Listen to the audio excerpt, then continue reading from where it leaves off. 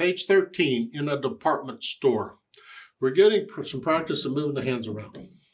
There are better fingerings than what they offer, but I think it's part of what you need to work on, so we'll just use the fingerings they're using.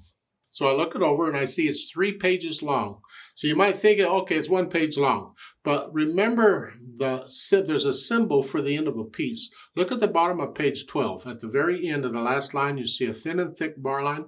That is the musical symbol for the end of a piece. And unless it's a repeat sign covering it up, that's what you're going to see. But I don't see that at the bottom of page 12, or 13, excuse me. So that tells me that's not the end. So this isn't just 1 page long. If you turn the page over, you see, oh yeah, it's 3 pages long. Oh, isn't that fun? So it's 3 pages long. Okay. Treble bass clef, 2 sharps in the key signature. We are in the key of D major. Go ahead and do the scale for D major.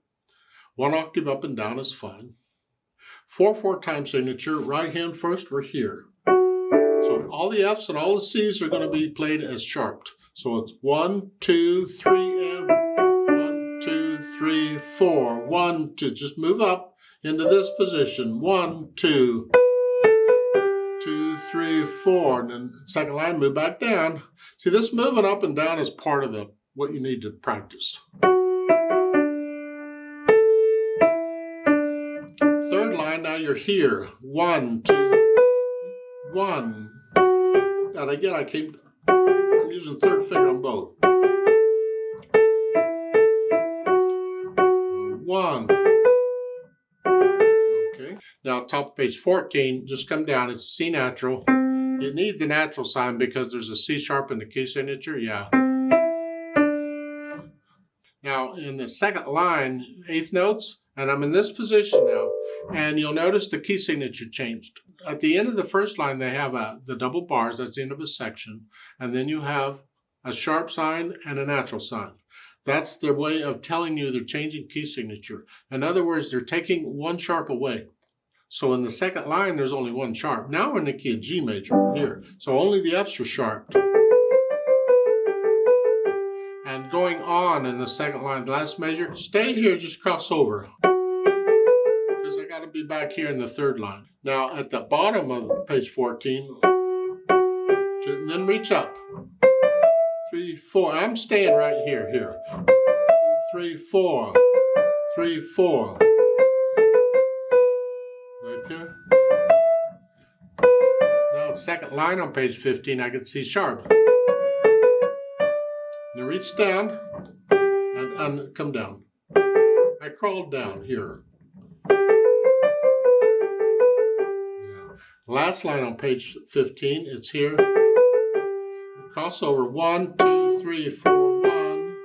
And in the last 2 measures, you can use any finger you want on those, whichever. Because in the last measure, you come down and you play the G in the bass clef here. Well, if you'd like to prepare for that, then in the next to the last measure, the last note of there, you have 2 half notes. The second half note, use a little finger on that one. That way you can just reach down. And that'll make it a little easier because the left hand has to move.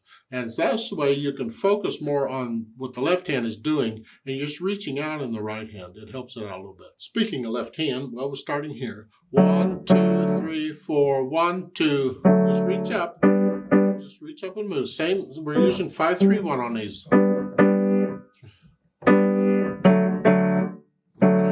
So you are moving around, but we're staying in a 5-finger position throughout. That's good practice. And then top of page 14 is same thing. And then at the end of the first line, the left hand plays that D. We'll talk about the fermata later. The next line, you're 5, 3 here. So you're going to come from here. There's no rest. You lift up and move. 1, 2, 3, 4. 1, 2, 3, 4. So much for that. Now go over to page 15 at the bottom, last line. We're here. The last 2 measures, you have G chord, and then a G chord down here. Just lift up and move. 1, 2, 3, 4, 1. Yeah. So I get an idea of what each hand is doing in the fingering and the rhythm. Then I put them together. Let's see. Now I hesitated first, but that's okay. We're starting here. 1, 2, 3, 4. move the right hand here, get the left hand up as the left hand is playing, then you move the right hand.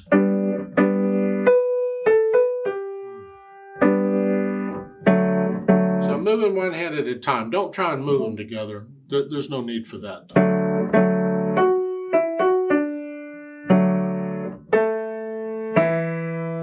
Go over to page 14 at the top.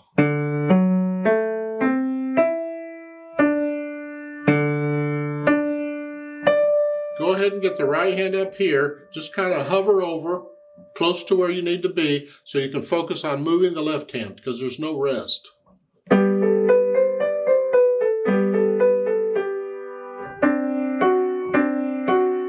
Now, second line on page 14 at the end, the last measure. You have half notes, quarter notes. You got to lift up in the right hand. So when you play that, it's by itself. But you got to hold that down as you play that, so all three notes are down at once. Go down to the bottom of page 14. We're here.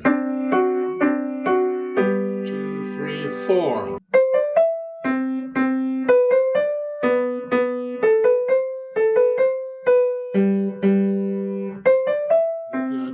Second line on page 15. We're here. Reach down. And then be ready to come back up. You got to come up here. Well, the right hand you just lift down. You just reach down a little. Left hand you got to move.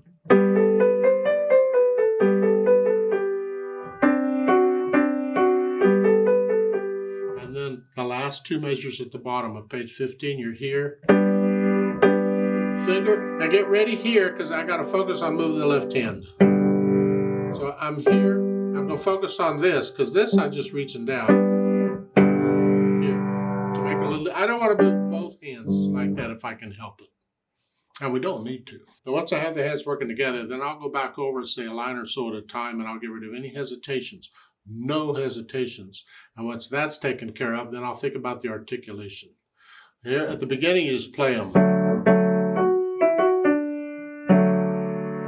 But on page 14, they start using staccatos. Second line, last measure, here. Flex at the wrist. I'm on the key and I'm bouncing off is all it is. And then at the bottom of the page, 14, then staccato.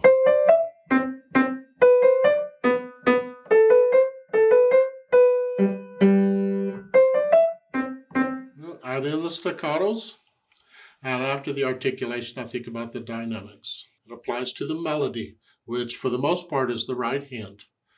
So actually at the beginning, you can almost do this both hands together, sort of loud.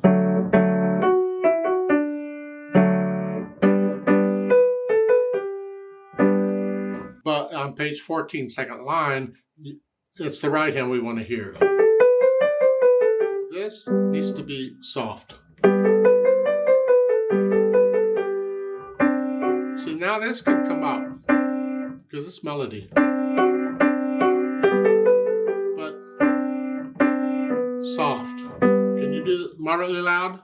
Soft.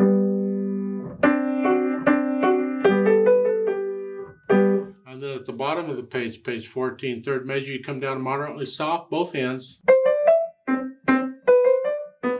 The second line on page 15 is back up to moderately loud. And then the last two measures, now you're loud, it's going to be both hands.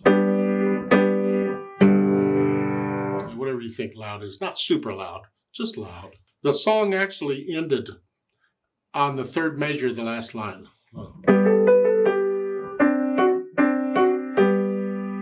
No, that's it.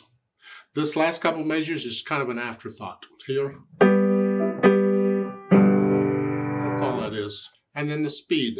Well, it's marched like at the beginning. Left, right, left, right.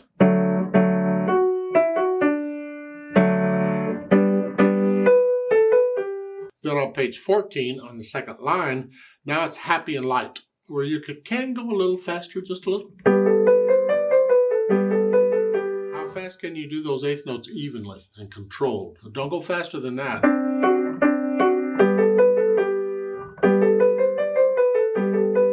You feel the speed. It depends on how much coffee I've had or what time of day it is. You just kind of feel the speed, but keep it a steady speed. You did change speeds.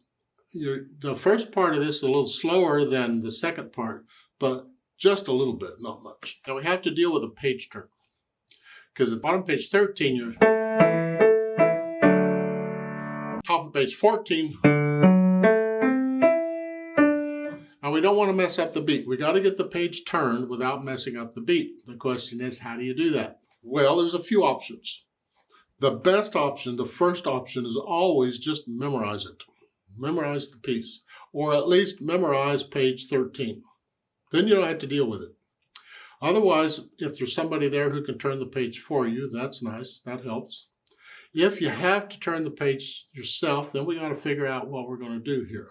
Generally, we look for a place in the music where one hand isn't too busy.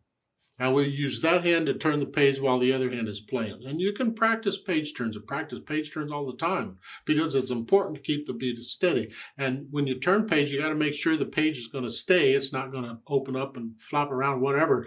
You got to make sure. So you got to practice page turns to make sure it's going to work. Well, in this piece, at the bottom of page 13, both hands are busy. But at the top of page 14, they're not. You got this. If you can memorize the first line on page 14, there, that fermata, that gives you time to turn the page during the fermata, and then you're ready to go on. So that's what I would recommend. Memorize the first line on page 14 and turn the page in the last measure. While you're holding that down, turn the page with the right hand, and then put your right hand here where you got to go. Get ready to go, and when you're ready, you can go, because a fermata you can hold out as long as you want. With a metronome, I'll just double it and hold it for 8 counts, but otherwise, that would work here.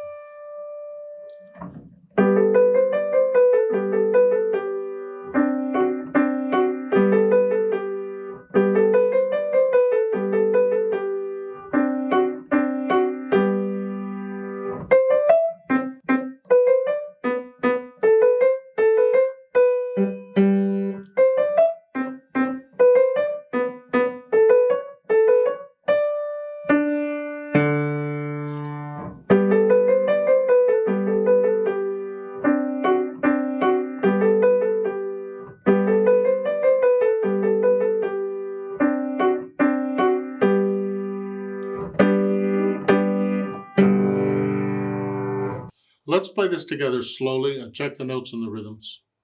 Now, I can't do page turns on the play with me, so we're gonna do page 13, and then I'm gonna stop and turn the page, and I'm gonna count us in again, another 4 counts, and then we'll finish it up. Now, I'm not doing louds and softs, just checking notes and rhythms. That's all this is for. 1, 2, ready, go. 1, 2, 3, 4. 1, 2, 3, 4.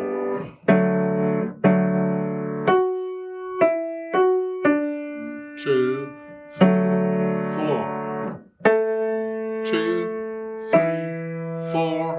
1, 2, 3, 4. 4, 4,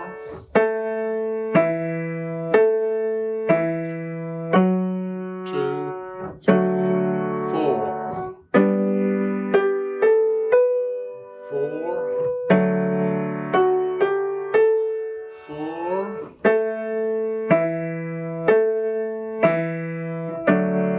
2, 3, 4.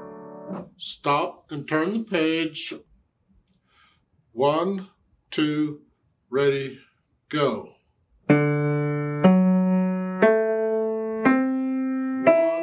2, 3, 4. 1, 2, 3, 4. 2, 3, 4. Hold. 2, 3.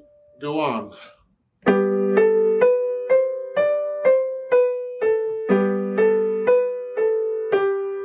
4.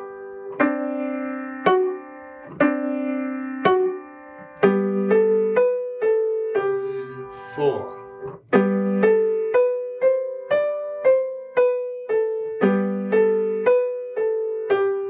4.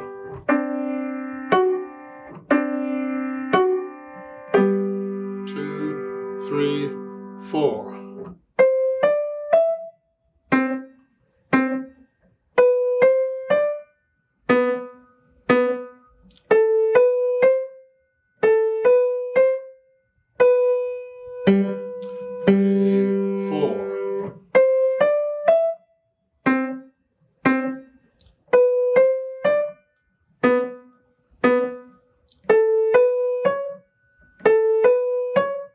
1, 2, 3, 4.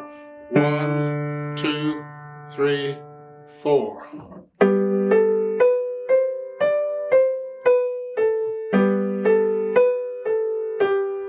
4.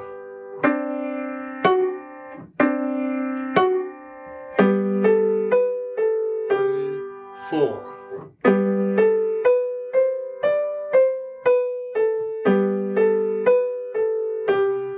4.